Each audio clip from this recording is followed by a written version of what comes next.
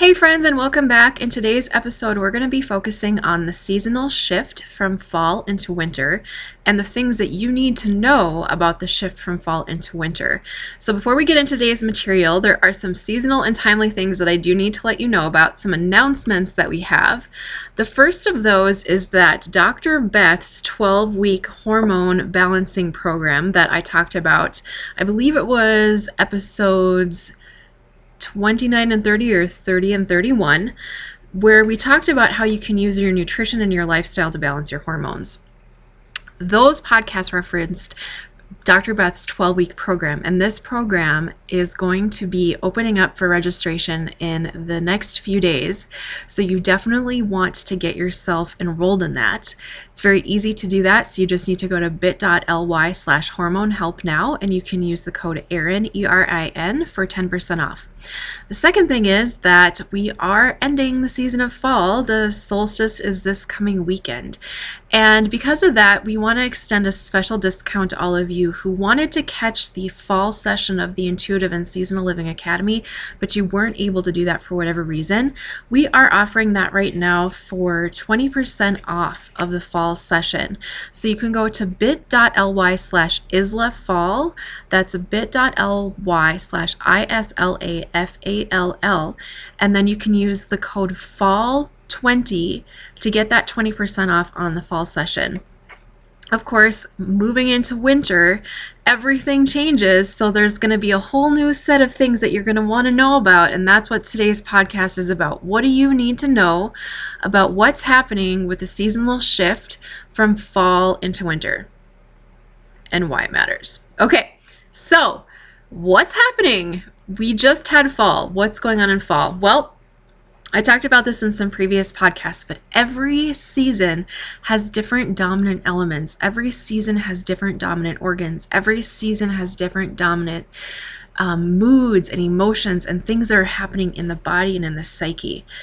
And all of these we can understand by first of all looking at what's happening outside in nature. So in fall, what we notice is a lot of dryness. Everything starts to turn brown, the leaves fall off the trees.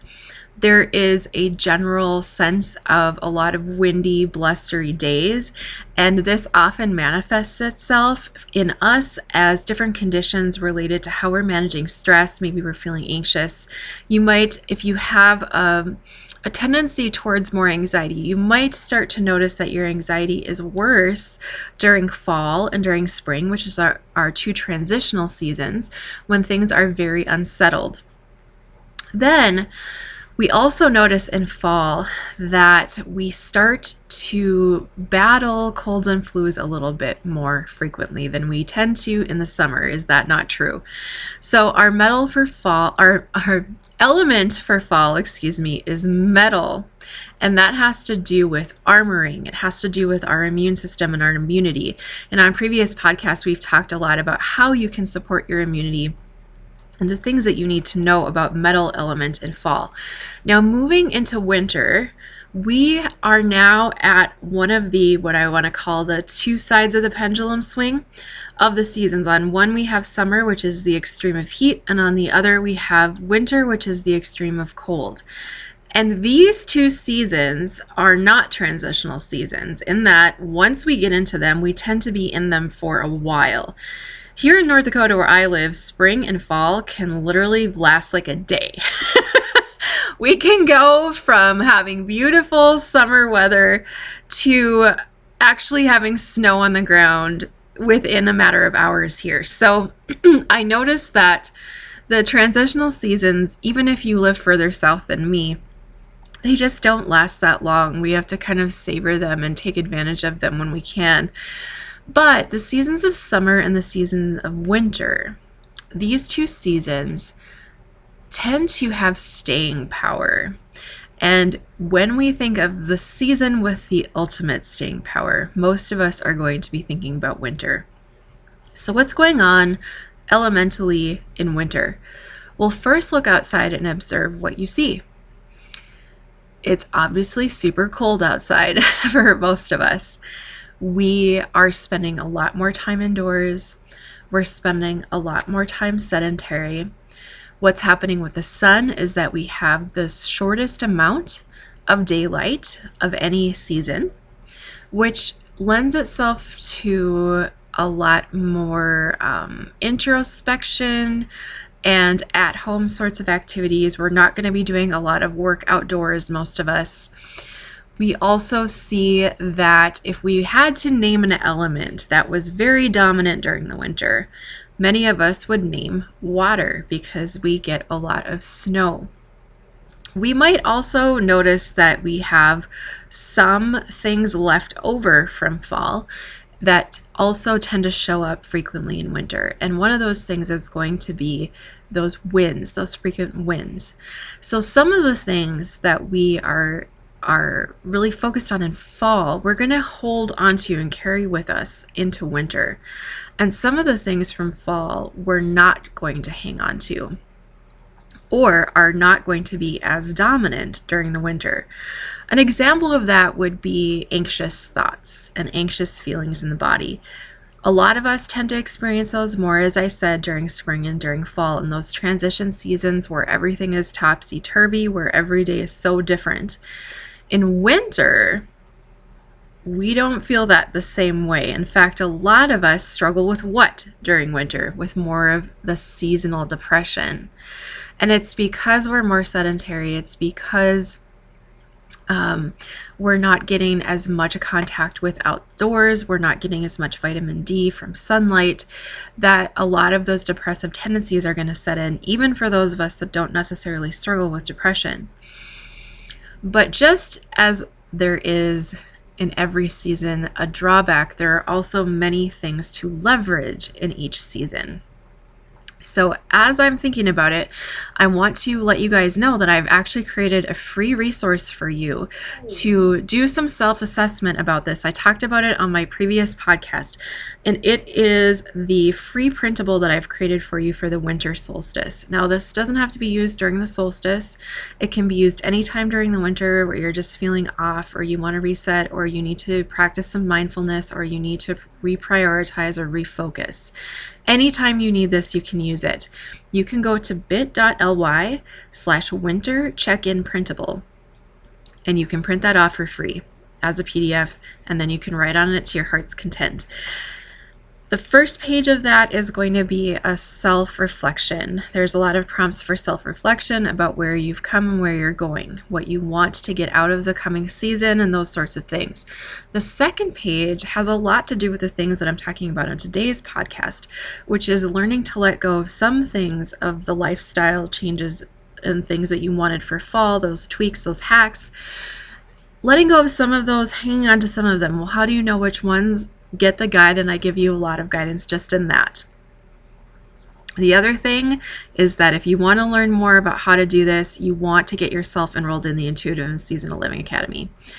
What we talk about in the Intuitive and Seasonal Living Academy is how. It's the how of how to leverage what each season brings and how to minimize the challenges that each season brings.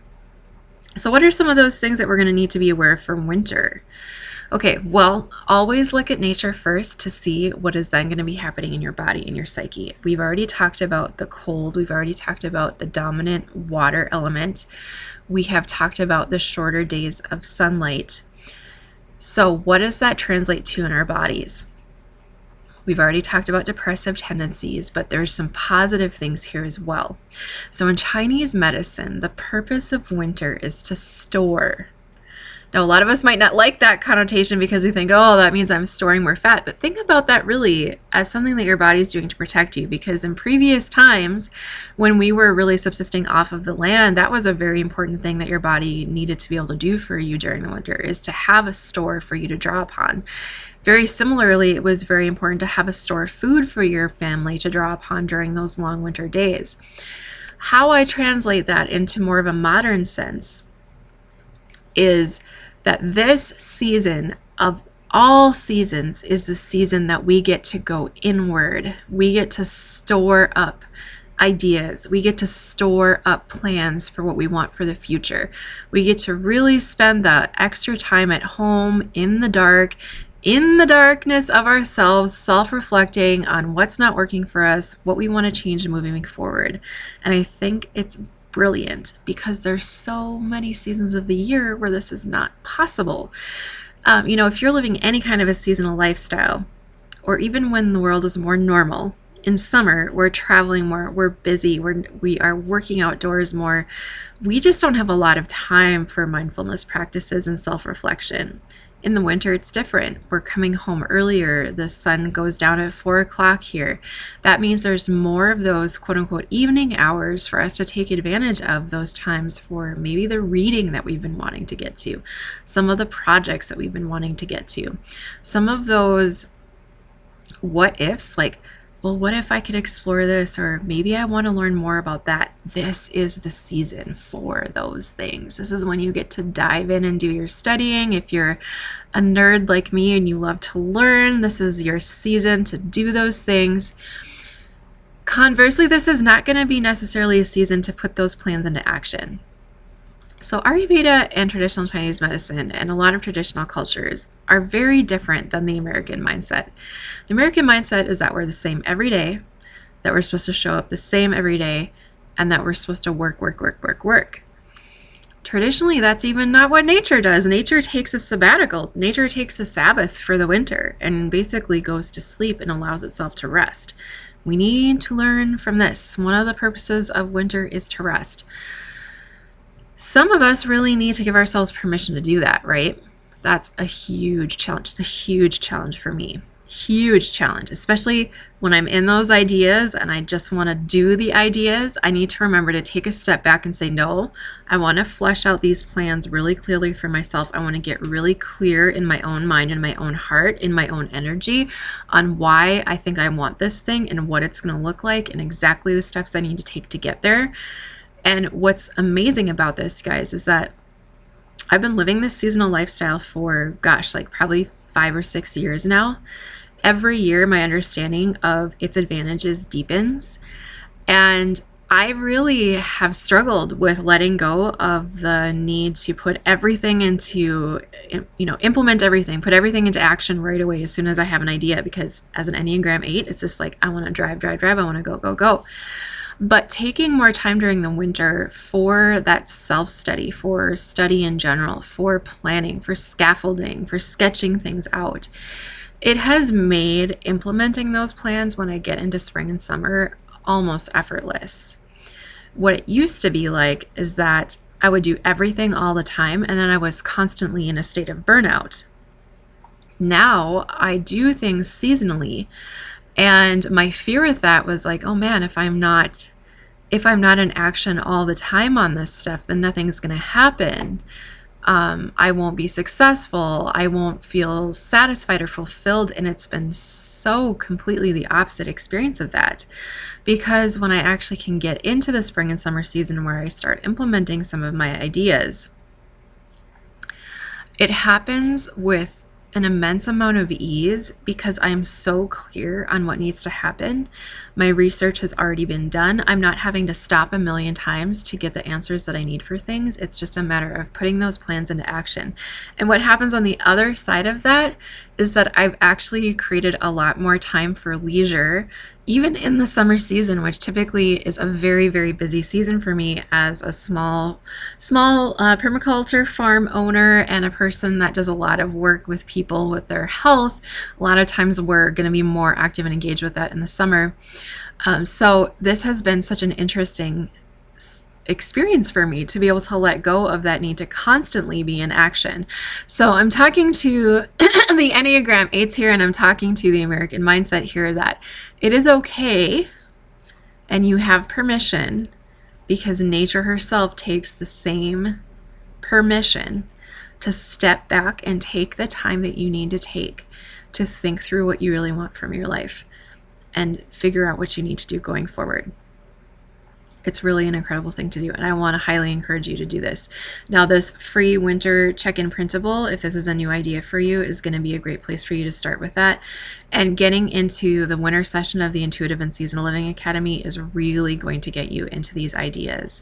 And there's so much goodness in winter. I love the concept of hygge, just those warm, cozy nights at home around the fire with friends or family, great music, great food, in my case, great wine. Really investing in ourselves in terms of giving ourselves that nurturing that we need. Traditional Chinese medicine understands winter as a feminine season. Now, feminine means just feminine energy. It doesn't mean gender. It just means feminine energy, meaning that this is the opportunity for us to nurture ourselves, a time for us to nurture our bodies. If you're one that doesn't give yourself a chance to rest very often, this is an opportunity for you to do that. It also is a time for us to nurture those ideas and those dreams. But along with that, Ayurveda teaches us that we can change our morning and our evening routines with the season to bring out the best in ourselves, our body, our mind, and our spirit during that season. And maybe that's going to mean, yes, you rest during winter, but when you do work out, maybe you're going to work out more vigorously. Maybe you're going to push yourself harder during the winter season because you're not doing any other kind of activity the rest of the day other than working. And unless you have a physical job, that means probably too much sedentary time for most of us. So this is a time where you maybe can push yourself a little bit more in your workouts as compared to summer, where if you're working outside a lot, you might want to take it a little bit easier. So that just gives you a little bit of a taste of some of the hacks, some of the tweaks, the little subtle shifts that we can make in our lifestyle, in our mindset, in our approach to things that can really help us to squeeze the juice out of life as much as possible. And that's what I'm about while I'm here. I want to get the most out of this human experience as I can, and I want to have the most to give back because of what I learn. So this is what I want to help you all to do. And if this has been helpful for you today, please comment, like, subscribe, and do hit that notification bell. It's really important so you get notified of when there's a new vlog. For those of you listening on your podcast apps, I really do appreciate those 5-star reviews. And if you share this material, if it was helpful to you, I would be so grateful. Details about the Intuitive and Seasonal Living Academy will be right here at the end of the podcast, and I will see you next time.